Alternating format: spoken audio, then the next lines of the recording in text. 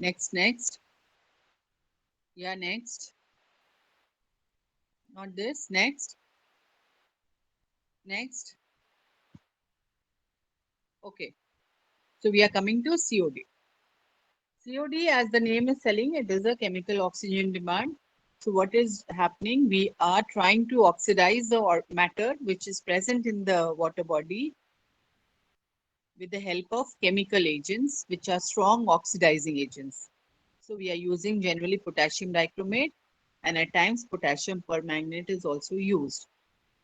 So here COD is measuring both the organic matter which is biodegradable and non-biodegradable. Biodegradable means which can be acted on by the microorganisms. And non-biodegradable are those which the microorganisms cannot act, but they are oxidizable organic matter. So it is a measure of both of these two components. So always we will say that BOD is less than COD. The value of COD is always greater than BOD, because in BOD we are measuring only the biodegradable matter, that is the matter which is acted on by the microorganisms. And in COD, it is giving you a count of both the biodegradable and oxidizable non-biodegradable organic matter. So always COD is greater than BOD. So if BOD is around 350 as per example, you will find COD is almost double of that. Okay, so if we measure COD and we are not able to measure BOD, we can understand that BOD will be almost half of COD. Okay, so what is done? And COD is, how do we determine COD? It is determined by the reflux method. Please go to the next slide.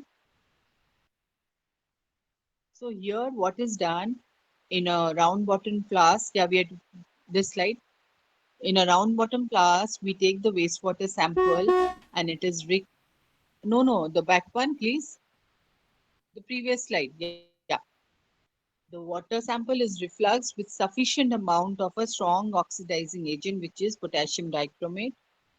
Along in that, we add 50% of H2SO4 solution, and the catalyst is used, which is the silver sulfate. Okay, and now what is done? So when it is refluxed, you are heating this in presence of all these reagents, and some amount of dichromate will be left untreated. So this will be titrated with more salt solution, and we can determine the COD value with the formula.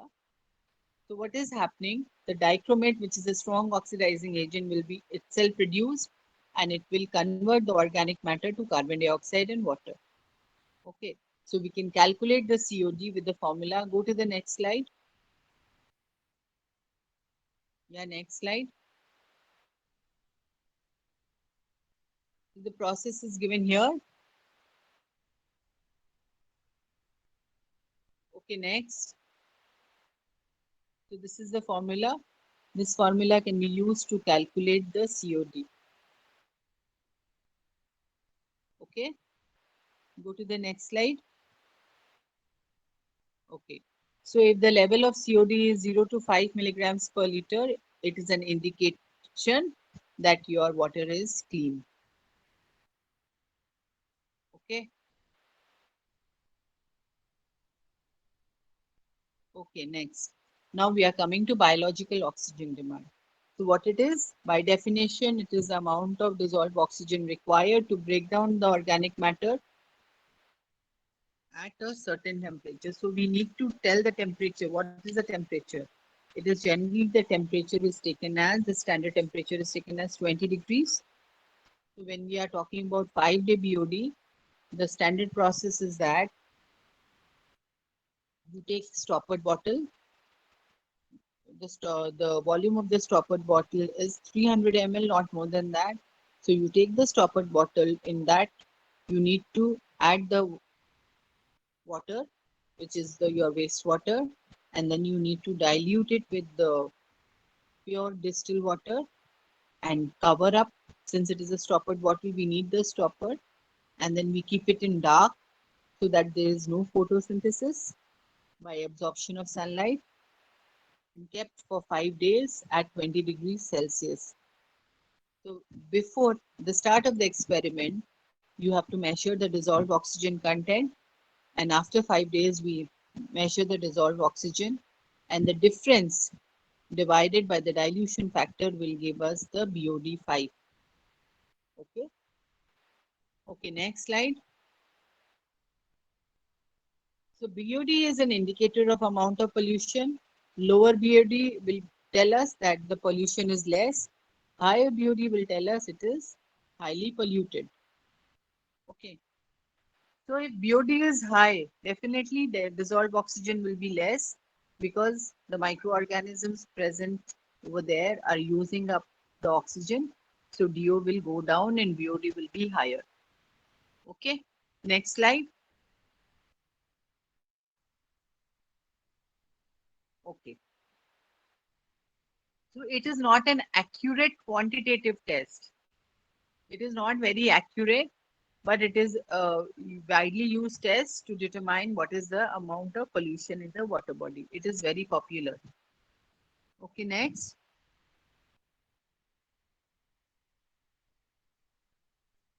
So we are here describing the test. This is the 5-day BOD which I have discussed earlier also. Please go. We'll discuss the problem based on this. Okay, next slide. Okay. So we have to understand what is the V. So this difference, BOD is what D1 minus D2. So what I told, it is dissolved oxygen initial minus dissolved oxygen final divided by the dilution factor. Earlier I mentioned that your capacity of the bottle is 300 ml. So suppose you take 100 ml of your water, which is a wastewater sample. You need to dilute it. Suppose we are adding 100 ml of the diluent water. So the total volume now is 200. So this V, how do we calculate this V? V is the volume of wastewater. So volume of wastewater is 100 divided by the volume of wastewater plus the volume of the diluent water. So what will be the denominator here? Numerator is 100. So what is the denominator? Yes? Anybody? It is 100 plus 100. So 100 by 200 is your V, which is the dilution factor. Is it clear? Yes, ma'am. Okay. So next slide.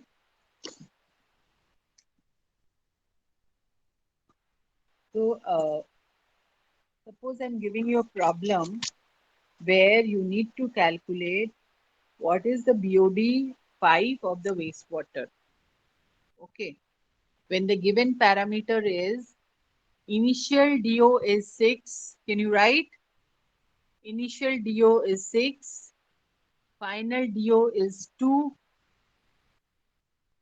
And the amount of wastewater taken is 50 ml and amount of the diluent water is 100 ml.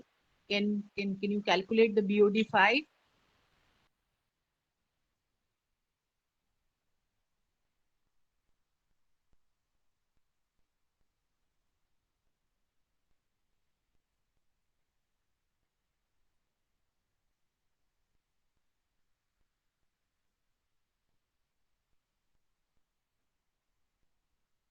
So what is BOD 5?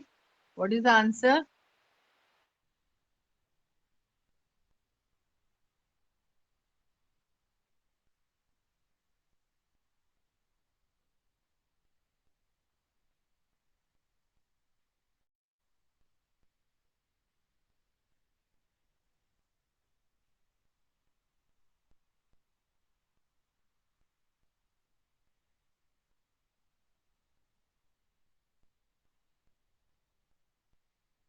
Answer.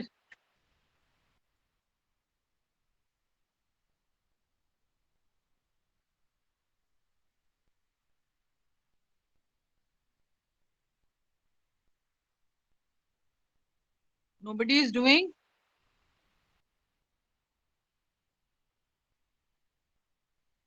Nobody is doing? Varnali, are you there? হ্যাঁ বারবার মানে Varnali, are you there? Moyuk,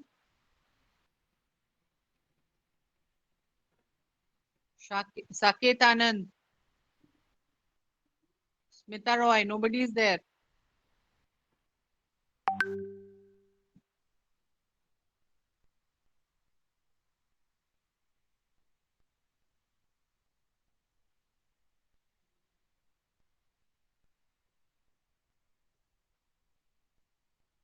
Okay, so these are some of the BODs of collected samples from different sources. So we know this is the standard when you do not have much pollution. মারছি না তুমি যাও না Okay, next slide. Okay, so you can go to the treatment process, the earlier slide.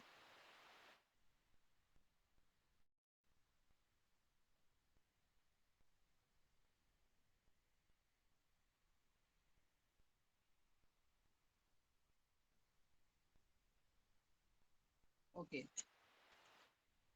so we know that water gets contaminated, and because of anthropogenic activities, our surface water is getting contaminated. So we have to do the wastewater treatment in order to use them. So the wastewater treatment we would be discussing, and then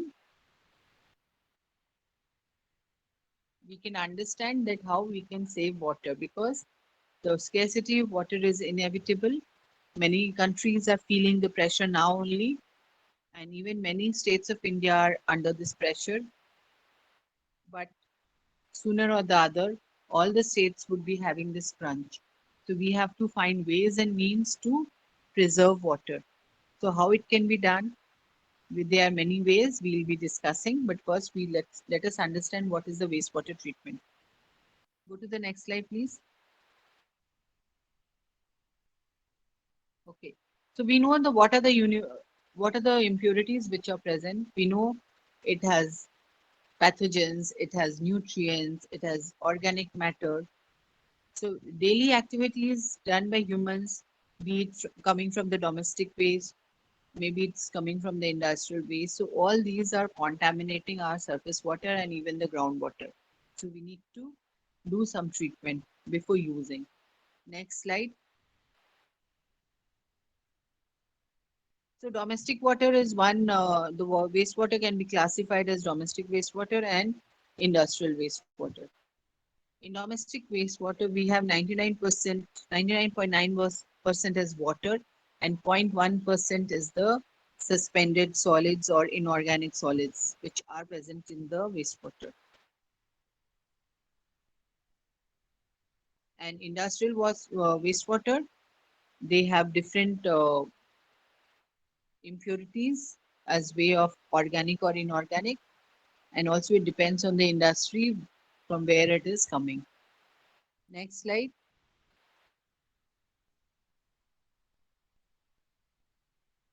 So these we know pathogens, solids, nutrients, organic matter, and other toxic heavy metals are a part of the pollutants which are present in the water. Next. Okay, so we are coming to the process. So we would be describing the primary, secondary, and tertiary treatment. So what is the primary treatment? Primary treatment involves removing of the large materials which are floating. First process is the screening. Screening is it is removing the large materials which are floating. They might be plastics, branches, rags, anything which is thrown in the water body. So this has to be removed with the help of a screen. What is a screen? It is a parallel bars which are having mesh, so that the water is flowing, the effluent is passing through that screen, and then the waste materials are removed from that, and the clear water will pass through the next chamber. So we have a screening and a communicator chamber where after the screening, these large suspended particles are grinded into smaller particles. Okay, next slide. So you see after screening, the wastewater would come to the communicator where it will be grinded, and from the communicator it will go to the grit chamber. So what is the purpose of the grit chamber? It will allow what? It will allow us these particles to settle down. What is it? The wastewater is passed into the grit chamber and enough time is given for the heavy materials like sand or some small rocks to settle down. After this, it will move on to the sedimentation or the primary settling chamber. Please go to the next slide. So from the grit chamber, the wastewater is allowed to pass through this chamber, which is also known as the primary settling tank or the primary clarifier. So here, so that lot of other sediments which were not sedimenting in the grit chamber are allowed to settle down. Here, the flow rate of water is also reduced, and enough more time is given for these solid particles to settle down. So after 3 to 4 hours, it will move on to the next chamber. So with this, so you can see the primary treatment and secondary treatment. So we have discussed so far the primary treatment, which is consisting of the first three compartments. So after sedimentation tank, the water would move to the secondary treatment. So here till primary treatment, we are not using any microorganisms here. What are we doing? We are just, it might be a mechanical or maybe at most we can use some chemicals so that your suspended colloidal particles are settling down. So it is a mechanical or a chemical coagulation process is involved in the primary treatment. It is not a biological treatment. In the secondary treatment, we are taking the help of microorganisms, so it becomes a biological process. Okay. So with the primary treatment, we can reduce the BOD to almost 40% and 60% of the suspended particles are removed. But still, we will have more 40% of suspended particles are still remaining and BOD is also 60% remaining. Okay. So what is the purpose of secondary treatment? We have to remove the finely suspended solid, dissolved solids and reduce the BOD, which is remaining after the primary treatment.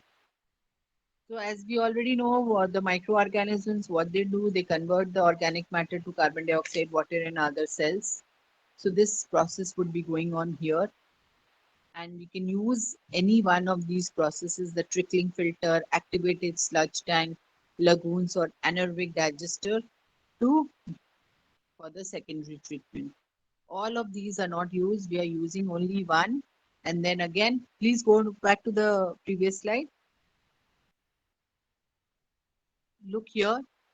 The aeration tank is the biological treatment where we are using any one of the four mentioned processes which was mentioned in in the last slide.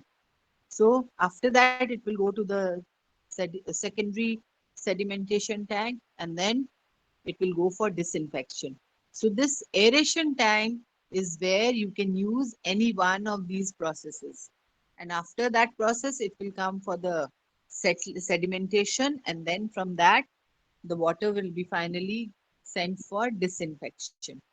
Okay. So this entire thing is your secondary treatment and whatever sludge is getting collected from these sedimentation tanks will be treated through anaerobic digester and we can have this sludge which will be dewatered and can be used as manure or used in landfilling.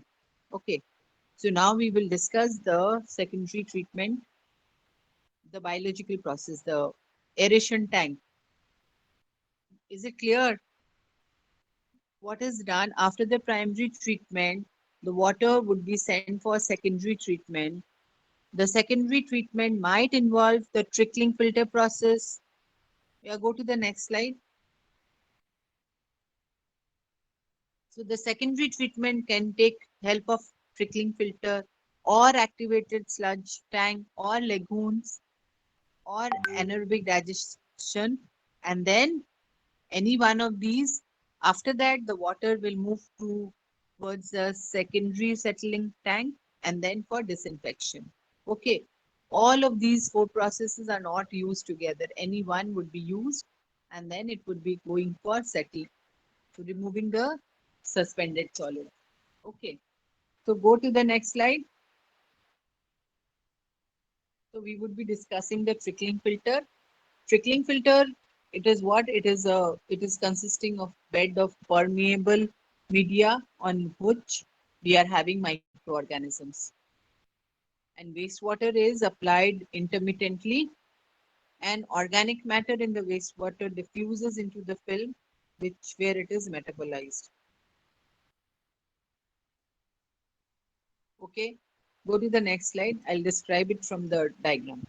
So you see the trickling filter, as the name is suggesting, the water is, see, you can see a rotating arm on the top and through which the water is sprayed. So the water is flowing intermittently and you can see rock. The beds are made up of rock pieces and these rocks are covered with film, which are gelatinous film, which are consisting of these microorganisms.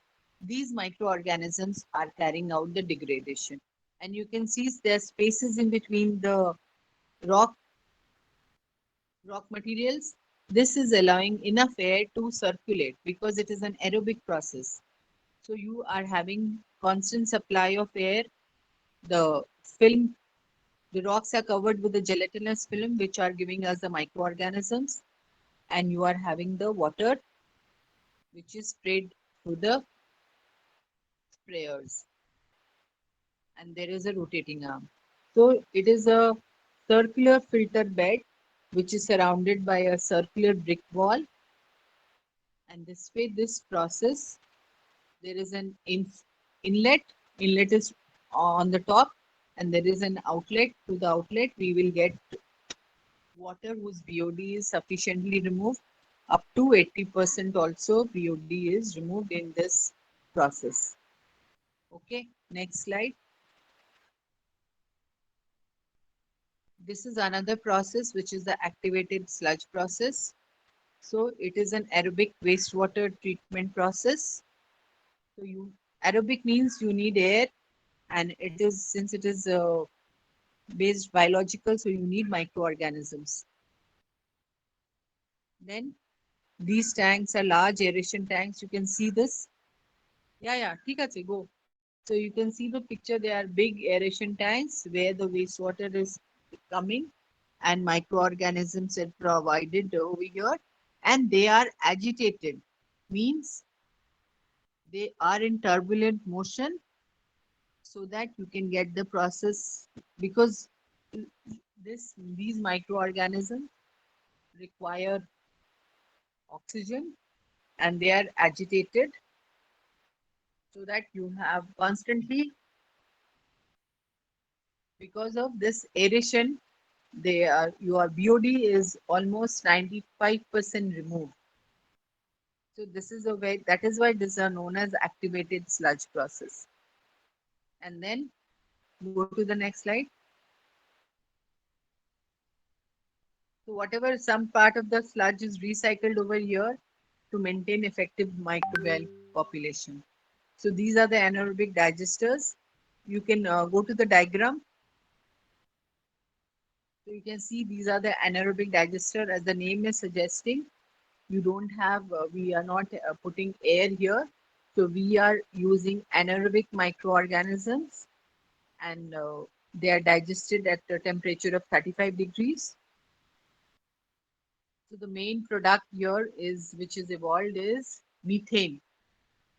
So methane gas, if it is connected with the biogas generation plant, we can get constant supply of methane or the biogas, and the solid which is left over will be dewatered and can be used as a manure. Okay. So now we are coming to the disinfection process. The disinfection process, we can use chlorine, we can use ultraviolet rays, or we can use ozone. So till here, disinfection is a part of the secondary treatment. No. Yes. Tell me, is it a part of the secondary treatment?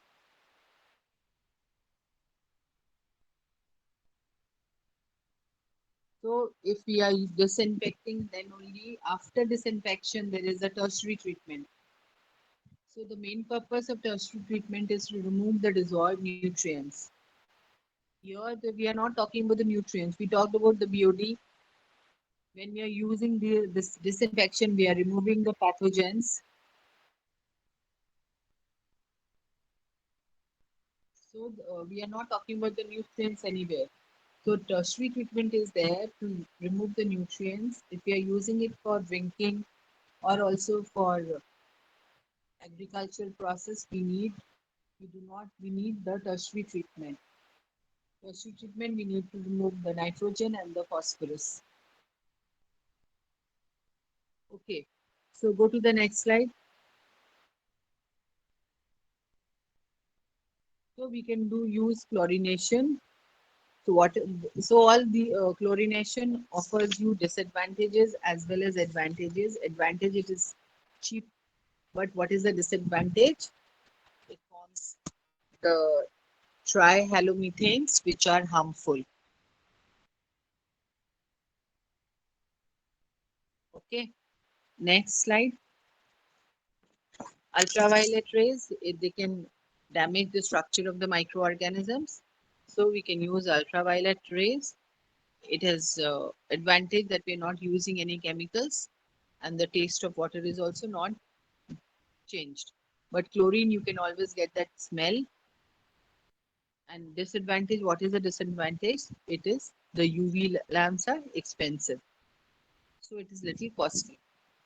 Next, we can use ozone.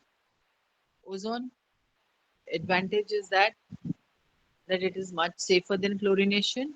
But what is the disadvantage? It is costly and it also requires specialized equipments and also electricity. So these are the advantages and disadvantages of disinfection process. So depending on your budget, people can go for any one of the process. Next slide. Okay. So they don't have these. Okay, I'll just discuss. You stop slide share. So what is hardness? We have already done. So we are not going to discuss in details. Just to recap, the hard water they do not lather, and it is because of presence of carbonates, bicarbonates of calcium, magnesium, and to some extent sulfates also, and chlorides. So there are two types of hardness, primary and secondary. Not primary, I'm saying permanent and temporary. Temporary hardness can be removed by boiling, which you did in your first year. You had water technology, one full chapter devoted to that. So we can have lime soda process for removing the permanent hardness, and also we have ion exchange process. So this you should know. When we are talking about toxicity, when we are saying hematotoxicity, what is the target here? When we are saying hematotoxicity, Blood. blood, yes. Nephrotoxicity, these Kidney. can come. Nephro is kidney, and hepato, Liver. yes, these can come as MCQ. And when we talk about the pulmono, Lung. pulmono, Lungs. lungs, yes. So please remember these are important for MCQs. And when we are saying they are carcinogenic, so Main carcinogens are what? Vinyl chloride, benzene, hydrazine, arsenic trioxide, hexavalent chromium, acrylonitrile. These are all toxins. So tumors can be of two types. You all know one is benign and other is malignant. So depending upon whether the tumor is within the boundary or not. So benign tumors are less harmful than the malignant ones. And you know what is metastasis? You are studying, I think, in biology also. Metastasis you are studying. So how we can control water pollution? Water pollution main problem is your waterborne diseases, and in case of epidemics, these waterborne diseases are very, very, crucial. If you have the statistics around, so many people die because of diarrhea all over the world. So we and sustainable development goal, clean water and sanitation is goal number 6 of the 13 sustainable development goals. So even in this century, we are having problems. Many people do not have access to clean water and sanitation still now. So we can control proper disposal of waste, proper draining, chemical treatments, providing vaccination, and also treating the infected person and isolating them. So public awareness is very important along with the government and industrial awareness. And also we should also have this domestic awareness. We should try and move towards the eco-friendly soaps and detergents.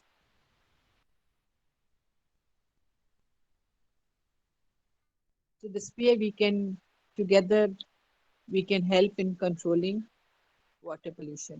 আচ্ছা এটা একটা কথা বলো তো sir had discussed the heavy metal toxicity, Minamata disease and এগুলো কি হয়ে গেছে? Yes, ma'am. Minamata হ্যাঁ disease ম্যাম is হয়ে covered. গেছে, ইউট্রোফিকেশনও হয়ে গেছে, right? Yes, ma'am. Algal bloom and all. Okay, তো তাহলে আমাদের ওয়াটার পলিউশন ইজ ওভার। আচ্ছা আমি ল্যান্ড পলিউশন তো সেদিন শেষ করে দিয়েছি তো কম্বাইন্ড ক্লাসে। Yes, ma'am. হ্যাঁ, হ্যাজার্ডাস ওয়েস্ট ম্যানেজমেন্ট করলাম তো ডিসকাস, Yes, ছিলে ma'am. না কেউ? ওকে, Yes, ma'am. It was discussed.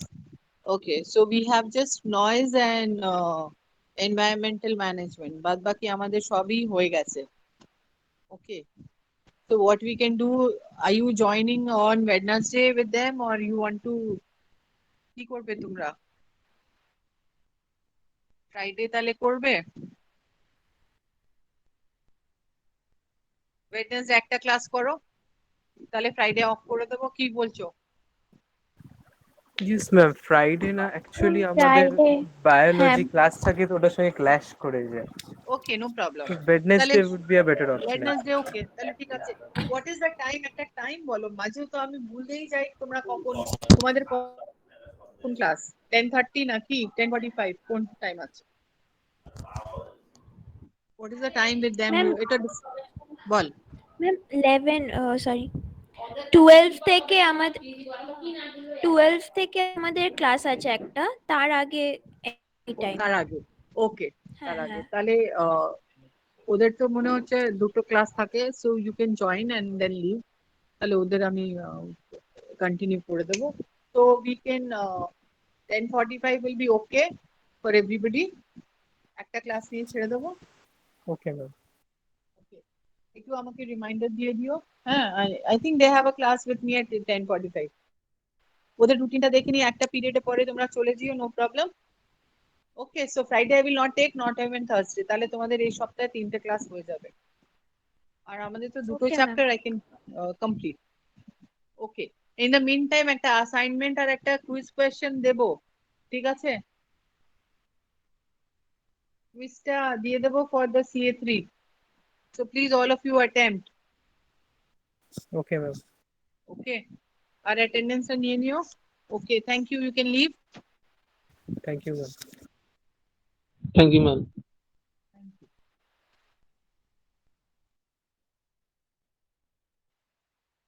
Thank you for sharing, Bonani.